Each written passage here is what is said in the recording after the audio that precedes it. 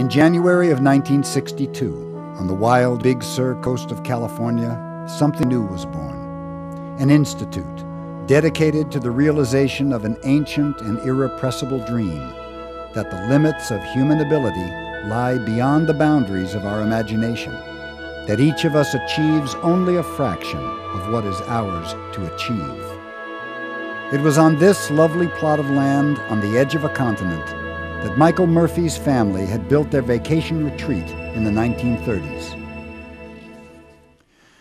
Murphy, who had spent 18 months at the Aurobindo ashram in India, talked his parents into letting him and his fellow Stanford graduate Richard Price use this property for what was to become Esalen Institute. Both were inspired not only by Aurobindo's evolutionary vision, but also by British intellectual Aldous Huxley's ideas on untapped human potentialities.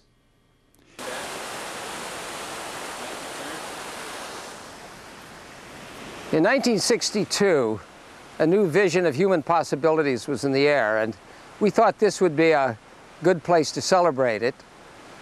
Various philosophers, psychologists, religious thinkers had various perspectives on this, and we started to write to them.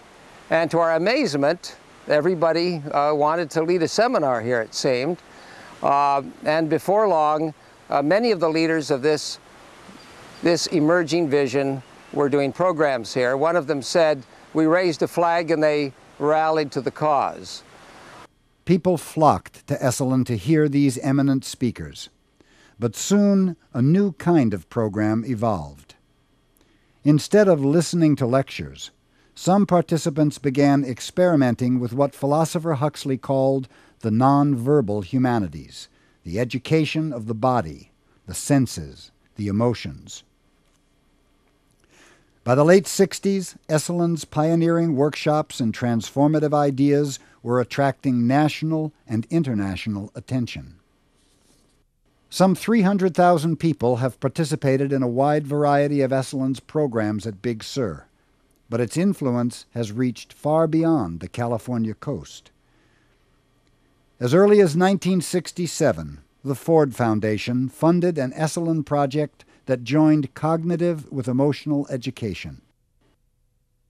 Esalen's integration of mind, body, and spirit profoundly influenced the fields not only of education and psychology, but also medicine, sports, and international relations, helping to catalyze what came to be called citizens' diplomacy. Beginning in 1982, Esalen launched a series of meetings between Soviet and American citizens. Diplomats from both sides sought Esalen's advice in the cause of peace. In 1989, Esalen brought Boris Yeltsin to the U.S. for the first time, taking him on a history-making tour of the country. The effect on Yeltsin was dramatic. He returned home resolved to end communism in Russia. Esalen Institute is absolutely essential to the cultivation and nurturing of new ideas within our culture. In so many areas it has made contributions in the areas of holistic medicine, the human potential movement, humanistic psychology, something like alternative and complementary medicine 40 years ago was considered complete heresy, and today you can read about it on the front page of the Wall Street Journal.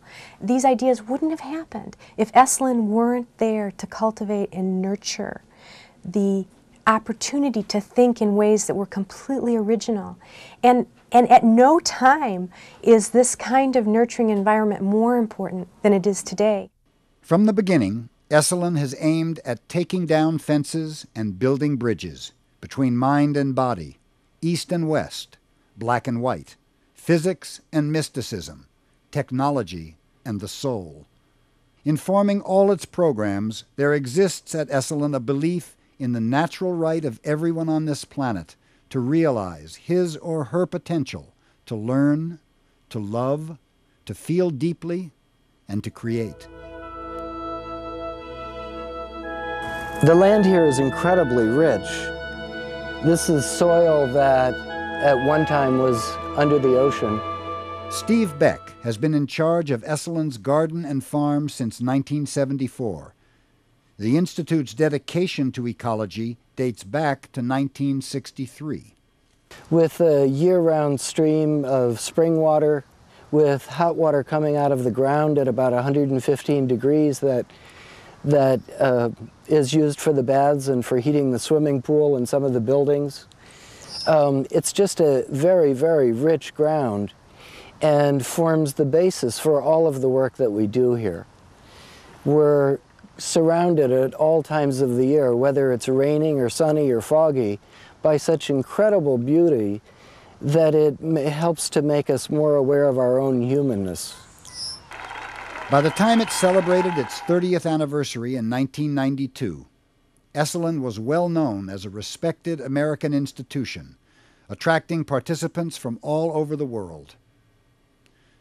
By the late 1990s, Esalen was preparing to enter the new millennium as a unique and irreplaceable laboratory of the human spirit. Then the unexpected. In February of 1998, El Niño struck, bringing torrential rains with winds gusting to more than 100 miles an hour. Trees were toppled, windows broken, roofs caved in. The El Niño storms almost ended Esalen. The baths were destroyed, many of the buildings were destroyed, others were damaged, the highways were closed, the seminars ended, we were closed for 3 months, and the Board of Trustees had to decide whether we could continue or not.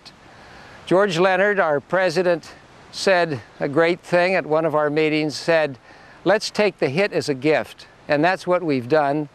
We've decided to take this tremendous challenge as an opportunity to grow. We've never had more opportunity than today. The programs have never been this fertile. The experiment, the exploration we started 40 years ago is still burgeoning, and this, we decided, was a tremendous chance to start again. The people of Esalen have grasped the opportunity.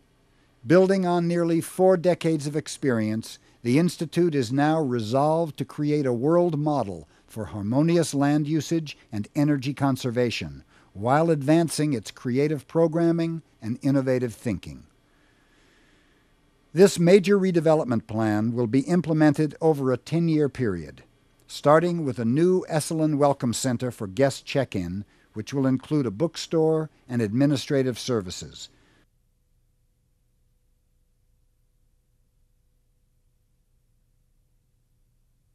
A new parking system will isolate automobiles away from sleeping and meeting facilities, making it possible to convert presently paved areas to footpaths, gardens, and lawns. Sleeping and working spaces for workshop participants and staff will be upgraded. Many will be replaced by solar-oriented, energy-conserving structures. There will be a few rooms more upscale than those presently available, balanced by a significant number of new, low-cost bunk bed accommodations. Currently in the design stage are a new meditation hall and a library with a comprehensive electronic archive. A state-of-the-art media studio will allow Esalen to share its frontier work with the world. A Design with Nature Fund will ensure that all new construction will be designed to merge with the natural splendor of Big Sur, using solar power and geothermal heat from Esalen's abundant natural hot springs wherever possible, along with an innovative, environment-friendly wastewater treatment system. Located on the same spectacular site as the baths destroyed by El Niño, Esalen's new natural hot mineral baths are nearing completion. Their extraordinary design promises to become world-renowned.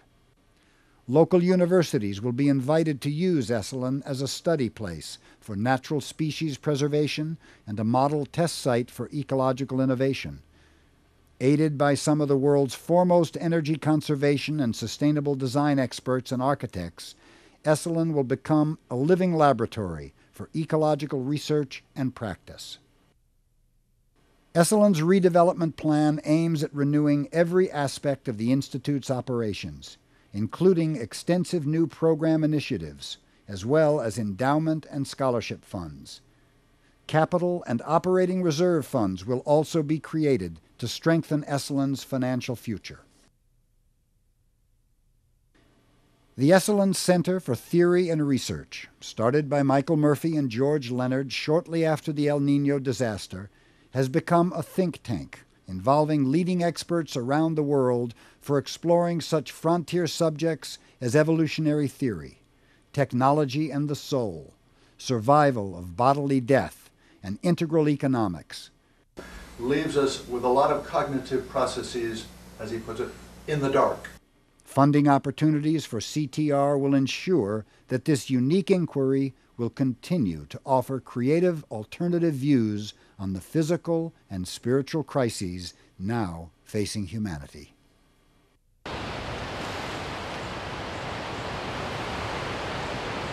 As you can see, we're losing some of these magnificent cypress trees. They're 110, 120 years old. During the El Niño storm, we lost several of them. In the great universities of the world and other organizations that have a long history, they anticipate this and will plant rows of trees to take the place of the old beauties. That's what we're doing now.